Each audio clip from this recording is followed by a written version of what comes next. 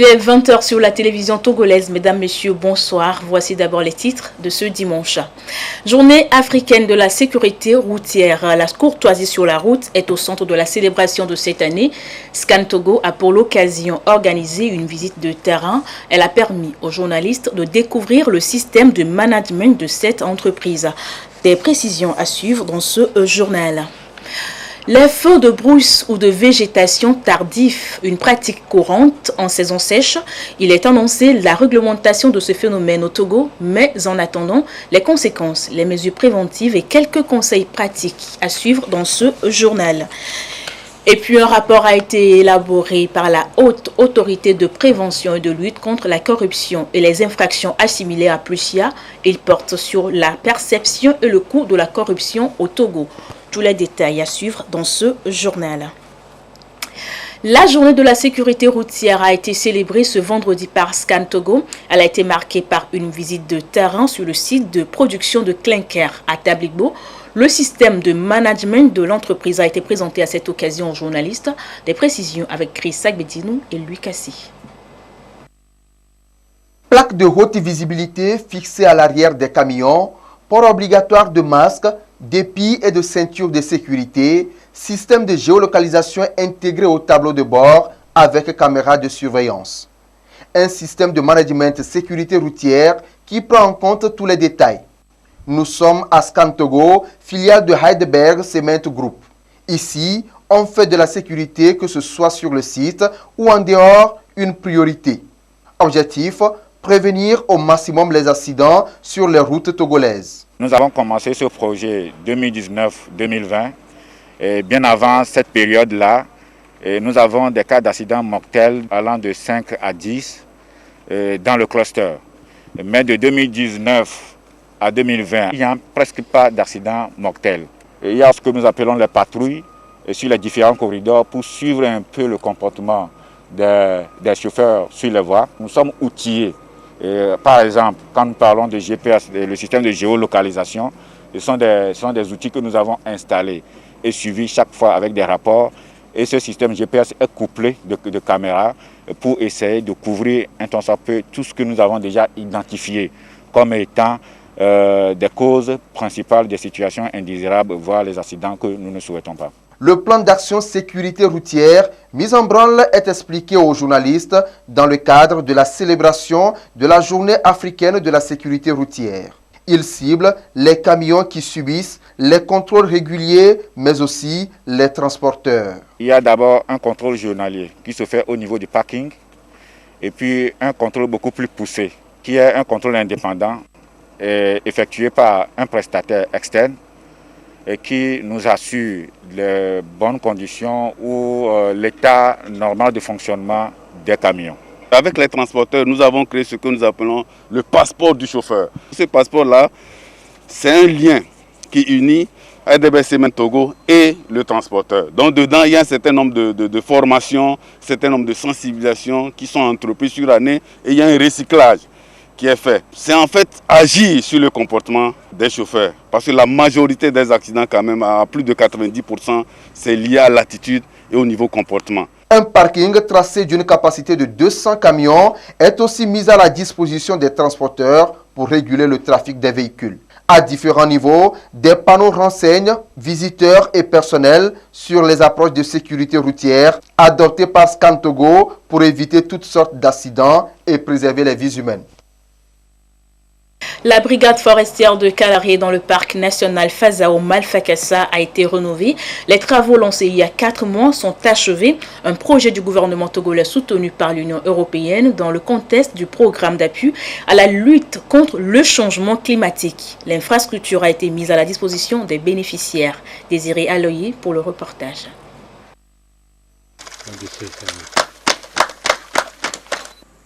C'était le premier coup de pioche de réhabilitation du poste forestier de Kalaré dans le parc national Fazao Malfakassa.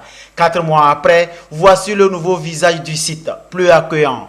Une infrastructure rénovée, couplée de 116 km de pistes aménagées. Projet mis en œuvre par un consortium d'ONG, Organisation pour le développement et initiation à l'auto-emploi ODIAE et JVPMR, avec comme enjeu travailler à renforcer la résilience des populations face au changement climatique, la protection de la faune et de la flore, une vision des acteurs. Au-delà de cette brigade, nous avons réussi également à ceinturer à 75% et l'aire protégée du parc Fazao Malfakassa à travers des forêts communautaires. La surveillance du parc demeure l'une des fonctions essentielles pour la pérennité des aires protégées du Togo et la brigade de Kalahari dans le parc Fazao Malfakassa, un atout pour un travail efficace. Cette nouvelle reconstruction donne un point fort aux éco-gardes et une volonté manifeste de faire un travail bien parce qu'ils se sentent maintenant en sécurité et il peut maintenant fournir un effort en conséquence. Les éco-gardes, l'administration forestière et les touristes ici à Kalahari sont désormais dans de beaux draps. Un effort du gouvernement togolais avec le soutien de l'Union européenne. Coût du projet, un peu plus de 28 millions de francs CFA. Et on est très engagé, tout comme les gouvernements togolais, de faire la lutte contre les changements climatiques. On est aujourd'hui à la fin de ces projets dans lesquels on vient d'inaugurer, mais ça ne se termine pas là. On va continuer avec d'autres interventions. Le parc Fazao Malfakassa reste une ressource naturelle qui contribue beaucoup à l'équilibre écologique.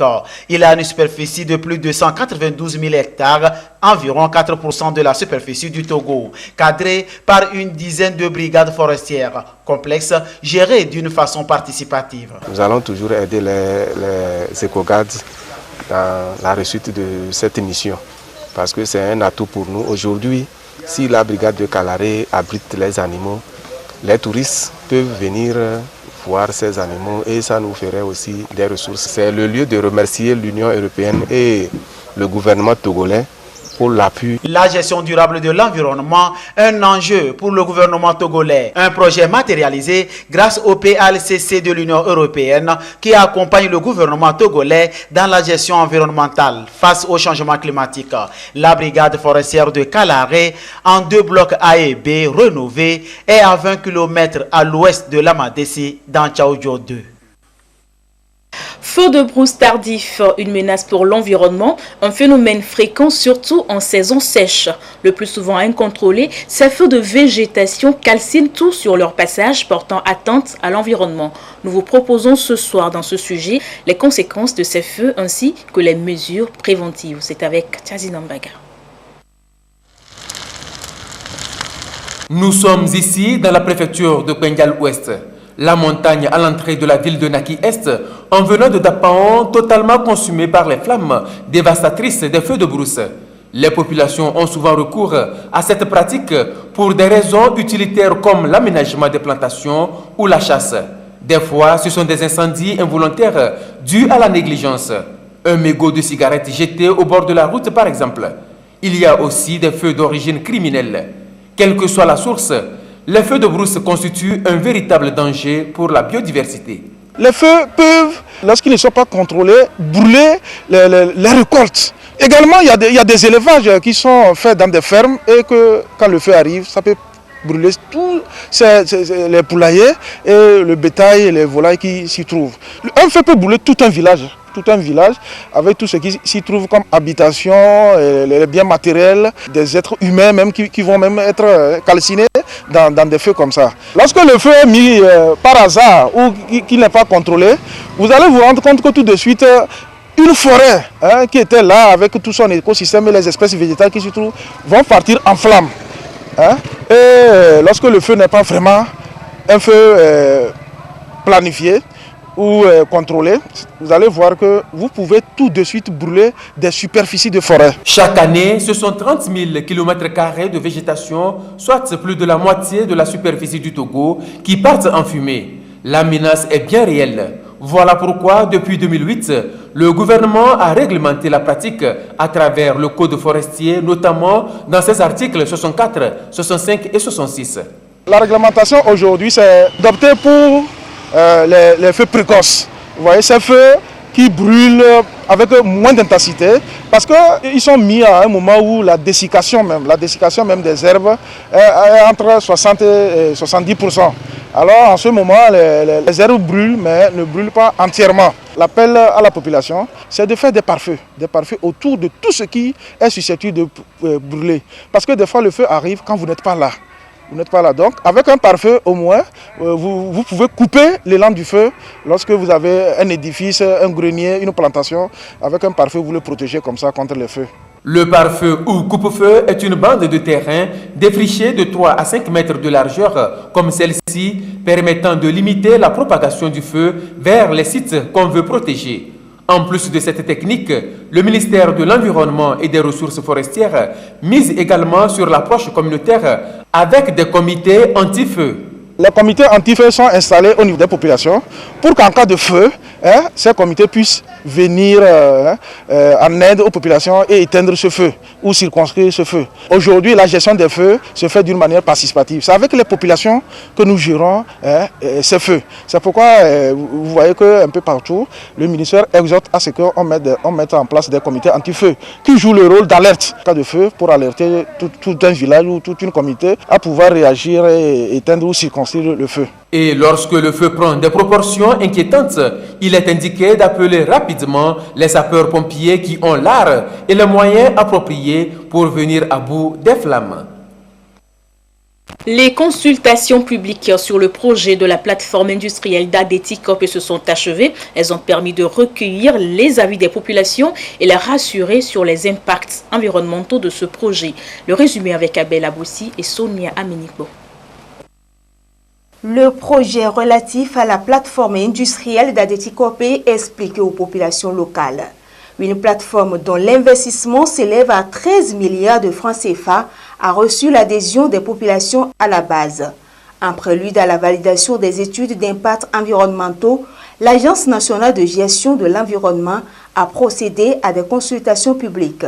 Consultations qui ont permis d'exposer à ces populations l'intérêt de ce sujet. Ce projet a des impacts positifs. C'est d'abord les emplois directs et les emplois indirects.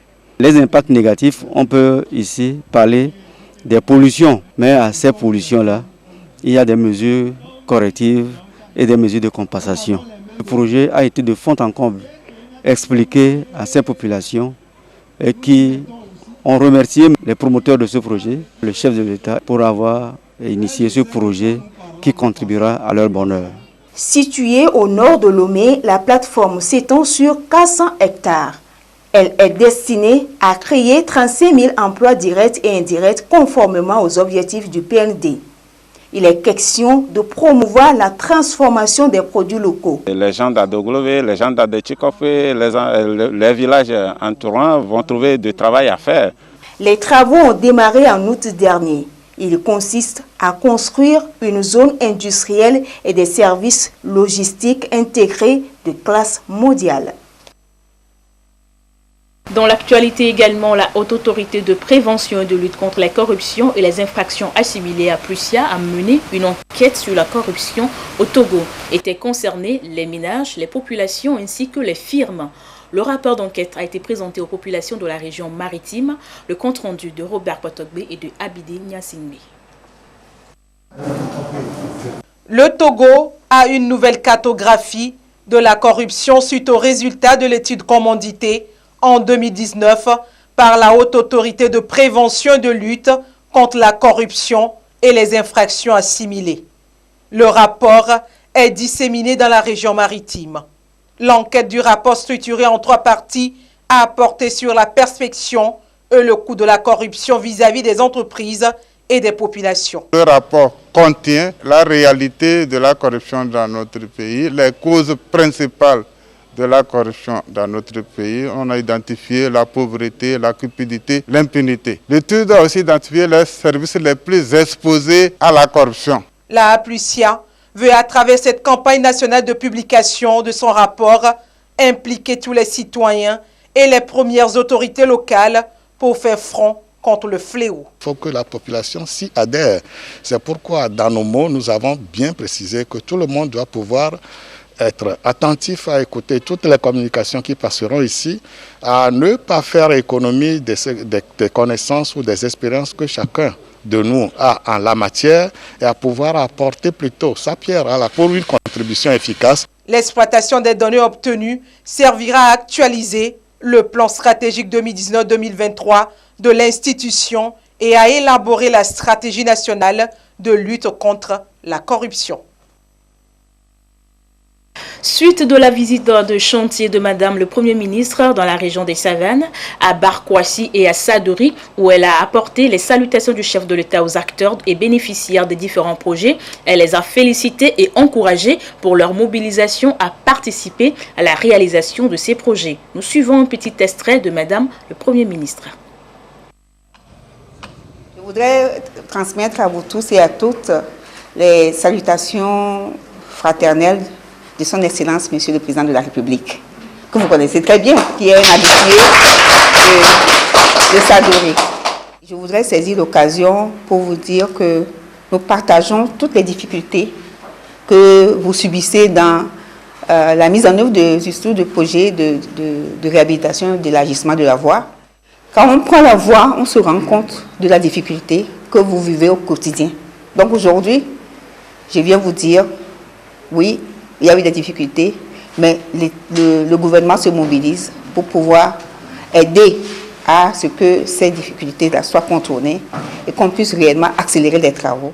L'IFAD de Barkwassi, ce n'est pas seulement pour Barkwassi, mais c'est pour toute la région, parce que ça va amener le développement de cette région-là, puisque ça va attirer des investissements importants dans le domaine de l'agriculture. Et c'est important que nous soyons tous mobilisés autour de cela. Ce qu'on nous demande, mes parents, chers parents, c'est que nous puissions nous mobiliser pour préserver, consolider cette paix et cette stabilité, pour permettre au gouvernement d'avancer sur le chantier du développement. Madame Victoire Tomega Dobé qui a donc échangé avec les différents acteurs impliqués dans la réalisation de plusieurs projets dans la région des Savanes. Réhabilitation et élargissement des routes, programme de construction des IFAD, tout se fait pour le bien-être des populations. Et visiblement, les bénéficiaires sont fiers et justement, ils mesurent la portée et l'impact de ces différentes réalisations. Suite de la tournée du Premier ministre à Barkwassi et sur l'axe Pia-Sarakawa-Kandé avec Adolphe Bakar. Dans le strict respect des mesures barrières contre la Covid-19, Madame le Premier ministre, dans la foulée de sa sortie de terrain, a échangé avec les populations à la base de Barkwassi et de Sadori. Acteurs et bénéficiaires des différentes réalisations, elle les a félicités et encouragés pour leur parfaite adhésion à la vision du chef de l'État, le grand architecte de différents projets. La politique du chef de l'État, c'est de rapprocher l'économie auprès de la population. Et je crois que peut-être elle n'a pas dit beaucoup de choses, parce qu'en dehors de l'IFAD, des routes, le chef de l'État nous a construit l'ENI à Mango, nous a construit la maison des jeunes. Ça veut dire que la préfecture tient à cœur au chef de l'État. Nous avons recensé près de 4000 hectares sur demande du chef de l'État pour en faire des agropoles. Donc il y aura tout pour la jeunesse de Loti, pour toute la femme de Loti. Mettant l'accent sur l'IFAD et l'élevage de Barkwassi, les uns et les autres ont bien compris les priorités du gouvernement qui, dans ses stratégies, allie bien l'ambition économique aux besoins locaux. En la matière, la région des Savanes n'en demandait pas mieux que la modernisation du secteur de l'élevage. Nous produisons du lait en quantité, mais des fois on les verse. Nous produisons des poussins, des bœufs, mais des fois ça meurt. Mais nous pensons qu'avec cette technique moderne, les choses seront au point. On n'aura plus beaucoup de décès de bétail, on n'aura plus beaucoup de décès de volailles, et qu'avec la technique moderne, nous sommes sûrs que nous allons agrandir notre parc en élevage et en petits bovins. La reconnaissance que nous avons envers le chef de l'État, c'est Dieu seul qui va le payer. Il sait bien que nous souffrons beaucoup. Et ce qu'on peut faire pour diminuer le chômage, c'est ce qu'il nous a apporté. Il est notre Dieu. Ce que le chef de l'État a fait dans Barkwassi ici, ces joyeux-là, ça répond à tout. Toute la savane ne vit que de l'élevage et de l'agriculture. Donc c'est une très bonne chose, la modernisation de ce volet de l'agriculture. Conformément à la feuille de route quinquennale du gouvernement, cet institut reste un symbole qui exprime tout, le développement inclusif, la modernisation et l'emploi aussi bien pour les jeunes que les adultes. Projet, je l'accueille à 2 mains. Ça va beaucoup aider les jeunes du milieu. Ça va aider nous, les femmes, dans les AGR. On ne va plus souffrir à l'alimentation de nos enfants au niveau des laits et avec les jeunes au niveau de l'IFAD. Il y aura toute cette transformation à Barkwasi. Madame le Premier ministre a aussi transmis les salutations du chef de l'État qui porte une attention particulière au programme de construction des 10 IFAD prévu en 5 ans, dont celui de Elavagnon dans l'Est Mono, déjà fonctionnel. Dans la suite de sa tournée, Madame le Premier ministre a visité pour boucler la boucle les chantiers des tronçons Pia-Sarakawa-Conté, long de 65 km et estimé à 45 milliards de francs CFA, et l'axe Sadori-Nali sur la RN17. Pour la chef du gouvernement, il s'agit d'inviter les entreprises à accélérer les travaux et permettre aux populations de jouir pleinement de ces voies. L'actualité ce soir, c'est aussi cette tournée de prise de contact du ministre de la Communication et des Médias, porte-parole du gouvernement, Akoda Ayewadan, pour cette dernière étape, était dans les régions Plateau et Centrale. Écoutons le ministre de la Communication. Au plan infrastructurel, il est à noter qu'il y a une réorganisation qui s'impose relativement à nos différents services déconcentrés afin de mieux les installer pour que notre contribution à l'information de nos concitoyens soit plus efficace.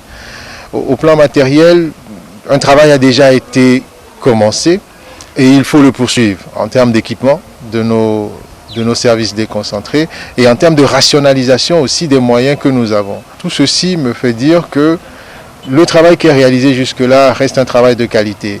Mais dans cette volonté d'apporter une plus-value à l'existant, il nous faut continuer à travailler parce que notre département est un département clé.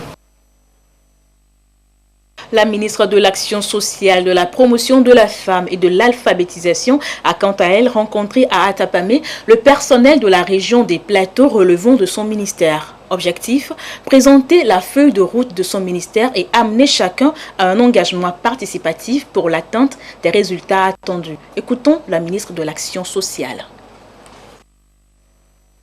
La prise en compte de l'ensemble du personnel de notre département est un devoir pour nous. Non seulement pour partager avec tout le monde les orientations qui nous sont assignées, mais également pour échanger sur les moyens à mettre en œuvre pour réaliser avec efficacité la feuille de route qui nous a été donnée. Centre de loisirs et une adduction d'eau pour les populations de Bois dans Sotobois, infrastructure construite par l'ANADEB pour mieux répondre aux besoins des populations. On fait le point avec Désiré Aloyi. Elle a exprimé un besoin et aujourd'hui, c'est chose réalisée. Le gouvernement togolais, au travers du ministère en charge du développement à la base, dote la communauté de Boa, dans Sotobois 2, d'une infrastructure socio-communautaire. Un centre de loisirs flambant neuf. Cette infrastructure devient une plateforme de grandes rencontres au niveau des jeunes, en termes de recherche des solutions à leurs différents problèmes, surtout à leurs problèmes d'insertion socio-professionnelle. Ça va être aussi un lieu de rencontre de toutes les catégories socio-professionnelles, de tous les groupes du canton de Titigué qui n'avaient pas de ces endroits où il faut se retrouver. Parce que souvent quand il y a des réunions, même pour réfléchir sur le développement de Titigué, c'est les salles de classe. On a aussi un cadre de travail pour les séances de renforcement de capacité. Nous avons de l'eau. Le centre culturel est vraiment au complet. L'ouvrage est constitué d'une salle de spectacle, des bureaux et des logements. À côté, une mini-adduction d'eau pour tout le village. L'action sociale du gouvernement togolais se renforce davantage. Un besoin à la base, signe d'un développement amorcé à Boa. Ça vient répondre aux aspirations de la jeunesse qui veut s'épanouir, qui veut bénéficier des infrastructures comme les grandes villes pour se divertir. Ça montre le développement. Quand les jeunes vont rester dans leur milieu parce qu'ils ont tout, ils vont développer le milieu. Ici à Boa, tous les ménages bénéficient de transferts monétaires, un soutien à la base à mettre à l'actif du gouvernement togolais. Objectif visé, rompre avec la pauvreté. Nous avons bénéficié ici à Boa beaucoup de transferts monétaires. Avec cet argent, beaucoup a changé dans nos familles. Les enfants sont bien nourris, on prend soin des enfants. Nous sommes très contents, nous remercions le chef de l'État pour ses soutiens. L'infrastructure a été réalisée par ANADEB, Agence nationale de développement à la base, dans le cadre du projet philo-sociaux de base, avec le soutien de la Banque mondiale. Des projets similaires d'ouvrages sociaux collectifs sont en voie d'être matérialisés. Plusieurs déjà réceptionnés dans la région centrale. Réaction prompte du gouvernement face aux besoins des populations à la base. Aujourd'hui, le 29 novembre 2020, la situation de la pandémie au Covid-19 au Togo se présente comme suit. Nombre de cas confirmés, 2962, 16 nouveaux cas depuis hier. Nombre de personnes guéries, 2464, 29 nouveaux guéris. Nombre de cas actifs, 434 et 64 décès. Un communiqué signé par le professeur Moustapha Mijiawa, ministre de la Santé, de l'Hygiène publique et de l'accès universel aux soins. Le 21 novembre 2020, le général C.I. Memen a été rappelé par son créateur à 82 ans. Ce 28 novembre, des hommages lui ont été rendus. Parmi les autorités présentes à la cérémonie, le représentant du chef de l'État, Aboudou Assouman, pour conduire le général dans sa dernière demeure à Sokodé. Désiré Aloye.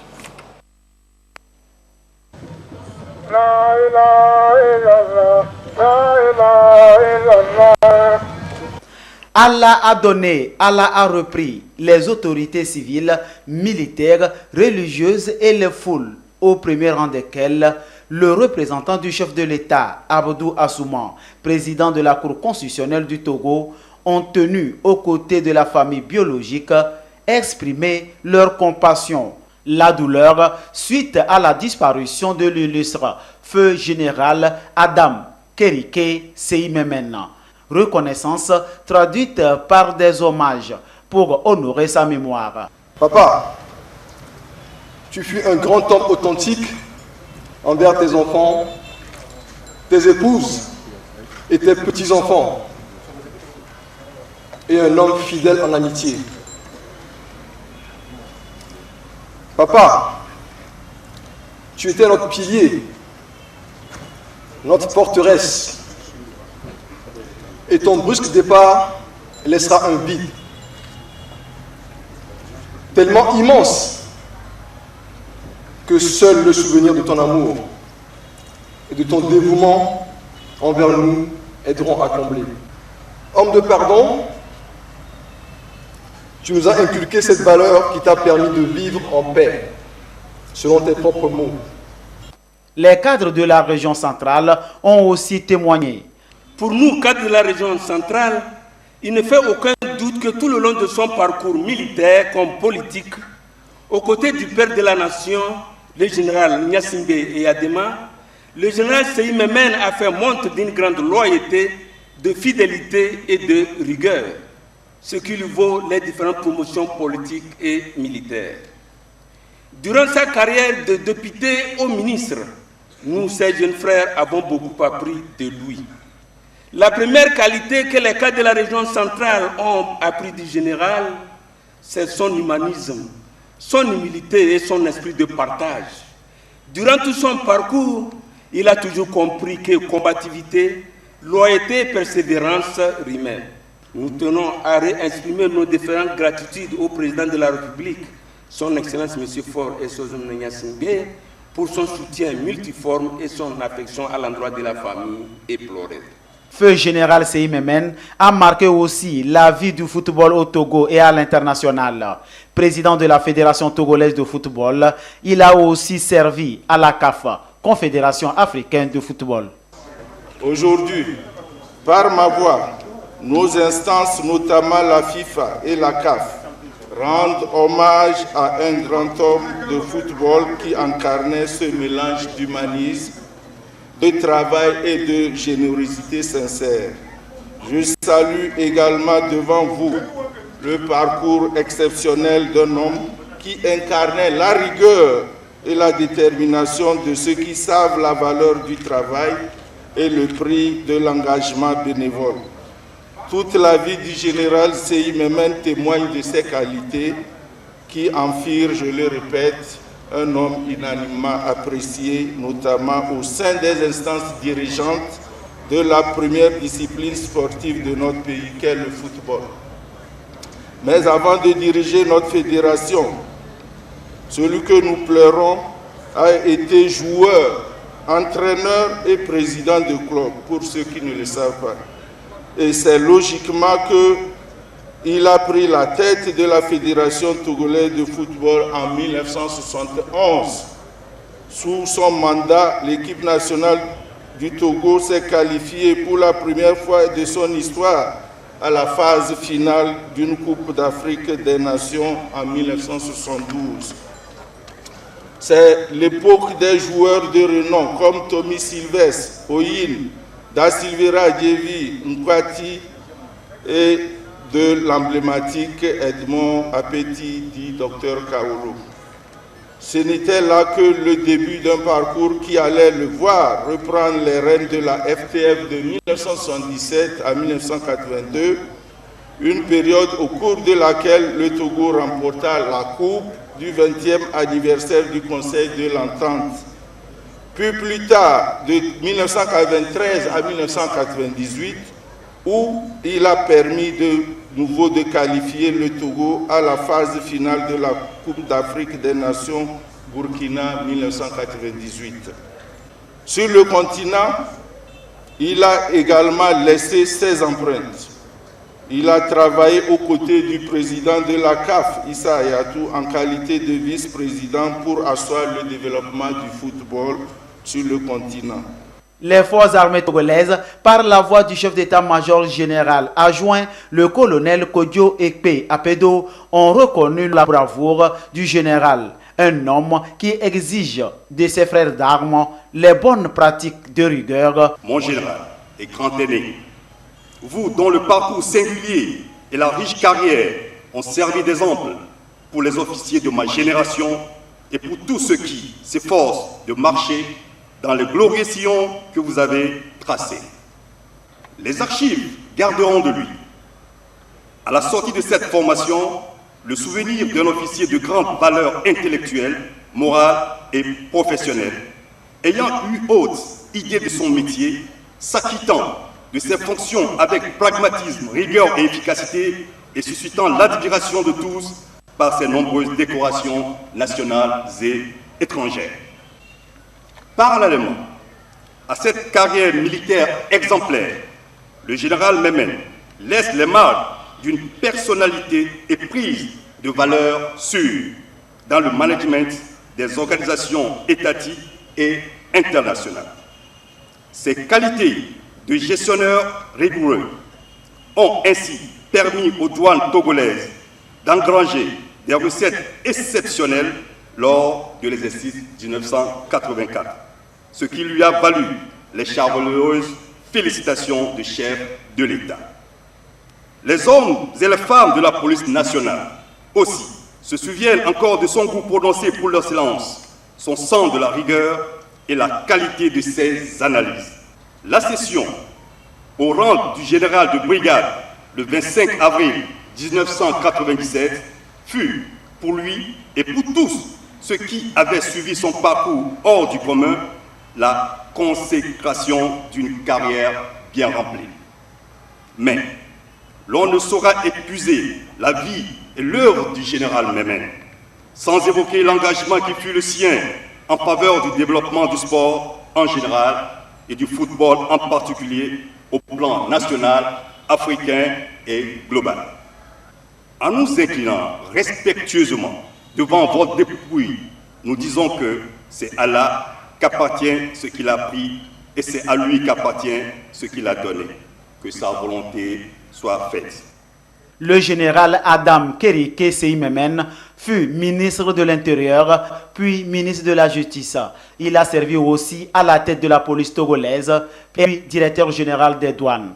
Il a joué les premiers rôles à la tête de la FTF et à la CAF. À 82 ans, il a brisé les amas le 21 novembre 2020, laissant derrière lui une famille affligée par son aller sans retour. Il repose désormais dans l'intimité familiale à Sokodé. Son âme repose en paix. Sport, à présent, en match comptant pour le premier tour des préliminaires de la Coupe de la Confédération africaine de football, CAF. Unisport de Sokodé a reçu cet après-midi Coton Sport de Garoua au stade de Kégué. La rencontre a tourné à l'avantage du club camerounais avec un score de 2-0. Le résumé de la partie avec Jean Kofi Ededi.